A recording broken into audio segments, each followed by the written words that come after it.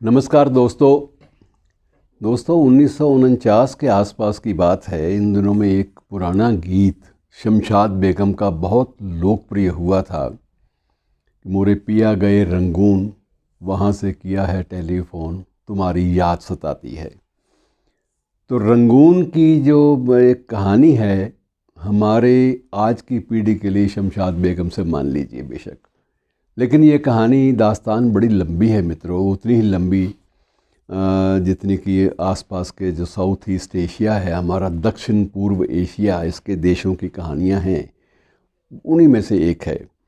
और वहाँ पर मुख्य धर्म के रूप में गौतम बुद्ध का समर्थक होना या बौद्ध धर्म का वहाँ प्रचार होना इस बात का द्योतक है कि ये क्षेत्र गौतम बुद्ध के काल में हरा भरा था और यहाँ पर धर्म प्रचार की पूरी पूरी संभावनाएं थी। मित्रों, कई बार हैरानी ये होती है कि जिस देश में गौतम बुद्ध का वर्चस्व रहा हो, विश्व शांति का पाठ पढ़ा हो, जिस देश ने वर्चस्व रहा हो, गौतम बुद्ध का वर्चस्व रहा हो, बौद्ध धर्म के अनुयायी हो जो देश, विश्व शांति का पाठ जिस देश ने पढ़ा हो, उस देश में आंग सान सूची का आज के युग में गिरफ्तार होना और सत्ता पलट का शिकार होना, ये बड़ी एक अजीब बात लगती है। अजीब बात कई मानों में है मित्रों। अजीब बात ये भी है कि आंग सान सूची को विश्व के लगभग एकमात्र ऐसी विश्व की नेता है जिसको विश्व के सभी शांति पुरस्कार मिल चुके हैं। नोबल पीस प्राइज़ उसको मिला, जवाहरलाल नेहरू शांति पुरस्कार उसको मिला, रशिया का सखारोव शांति पुरस्कार उसको मिला, और ऐसे कितने ही शांति पुरस्कार विश्व के जो भी आते हैं सारे के सारे उसके नाम पट पर लिखे हुए हैं। आप अंदाज़ा लगा लीजिए कि कितना सम्मान उसने पाया। और ये वही स्त्री है, वही नायिका है, वही महान शख्सियत है जिसके पिता को, जैसे हम लोग महात्मा गांधी को फादर ऑफ नेशन कहते हैं, इसके पिता को आंग सांग नाम था, आंग सान। तो पिता को, आंग सान को आज भी वहाँ पर फादर ऑफ द नेशन माना जाता है। ये अलग बात है कि उनकी हत्या हो गई थी बाद में, और ये होता है मेरा ख्याल में, हमारे भी राष्ट्रपिता की हत्या हुई थी और बहुत सारे देशों में ऐसे हादसे नज़र आए कि जो शांति के दिव्य पुरुष थे उनकी हत्याएं होती रहीं। और ये लगभग इतिहास जब भी आप उसके पन्ने खोलेंगे तो आपको नज़र आएंगे बहुत सारे ऐसे शख्स, ऐसी महान शख्सियतें जिनका अंत इसी तरह से हुआ।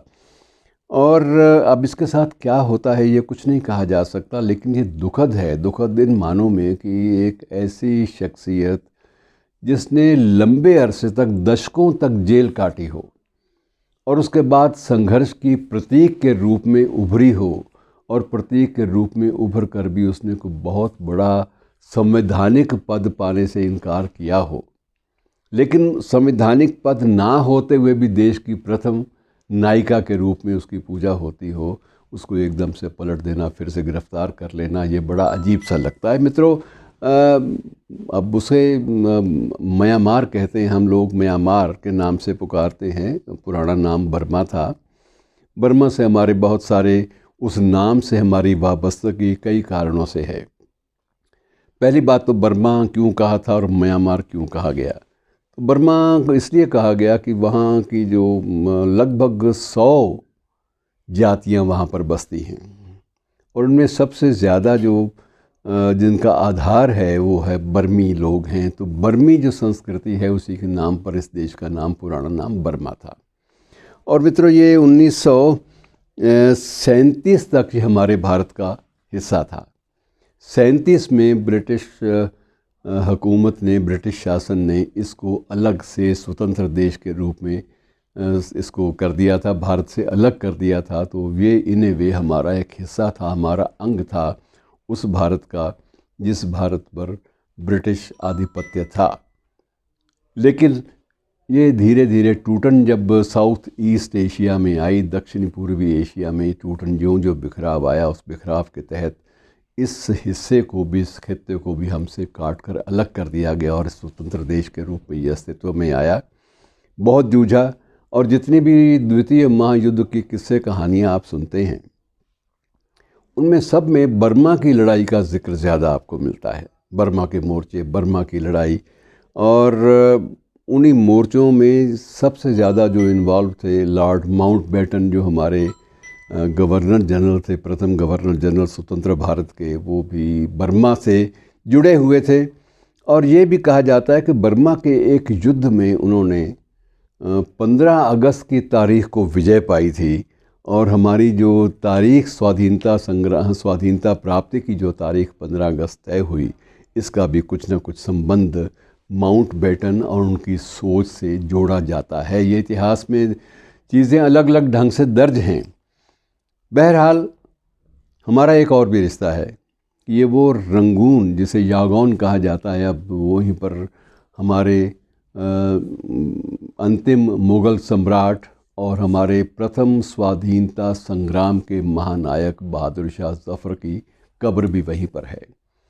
ज़फ़र को जिस गलत तरीके से, अमानवीय तरीके से अपदस्थ किया गया, फिर उसको मुकदमा उस पर चलाया गया, उसको कटघरे में खड़ा किया गया, हिंदुस्तान के शहंशाह को, आखिरी सम्राट को, और जो जुल्म उस पर ढाए गए वो दास्तान दोहराई नहीं जा सकती मित्रों, बड़ी अमानवीय दास्तान है। बहरहाल इतिहास का हिस्सा है, इतिहास के पन्नों में दर्ज है। कभी फुर्सत हो, मन हो तो उन पन्नों को दोबारा से खोल लीजिएगा, आपको बड़ी विचित्र दास्तानें नज़र आएंगी कि जो सत्ताधारी होता है वो कितने जुल्म करता है। इस बात की जो जुल्मों की इंतहा है वो आपको उन पन्नों में दर्ज नज़र आएगी। अब भी जब लाल किला का जिक्र हाल ही में बहुत दिन हुआ तो उस वक्त फिर बहादुर शाह ज़फ़र की याद आई, ज़फ़र की याद आई तो फिर वही उनकी जो कब्र है उसकी भी याद आई। और अब ये पिछले कई वर्षों से ये नियम बन गया था कि हमारा कोई भी राष्ट्र नेता जहाँ वहाँ जाता था यागौन में, तो वो इस बात की, उसकी जो इटिनरी है, जो कार्यक्रम होता है सरकारी, उसमें ये बात भी एक तय कर ली जाती थी कि ये बहादुर शाह ज़फ़र की मज़ार पर जाकर चादर भी चढ़ाएंगे, अपनी वहाँ पर जाकर अपनी श्रद्धा के सुमन अर्पित करेंगे। ये एक परंपरा सी बन चली थी। बहरहाल अब परंपराएं चलती हैं, अब क्या होता है क्या नहीं होता, लेकिन विश्व भर में इस बात की वाइड स्प्रेड कंडेमनेशन जिसे आप कहते हैं, व्यापक स्तर पर इसकी निंदा हुई है कि वहाँ पर सेना ने तख्ता पलटा है और मानवाधिकारों का एक हनन जो है इसे माना गया है। अमेरिका के नवनिर्वाचित राष्ट्रपति बाइडेन ने सबसे पहले इसका विरोध किया है। यदि ये तख्ता पलट जारी रहता है, इसका सिलसिला जारी रहता है, तो हम ऐसी गतिविधियों पर अंकुश लगाने का अपने ढंग से प्रयास करेंगे। अपने ढंग में ये है कि बहुत सारे व्यापारिक जो समझौते हैं वो भी रद्द करने पड़ेंगे, या हम उस पर पाबंदियां जो हैं वो लगाएंगे, प्रतिबंध लगाएंगे।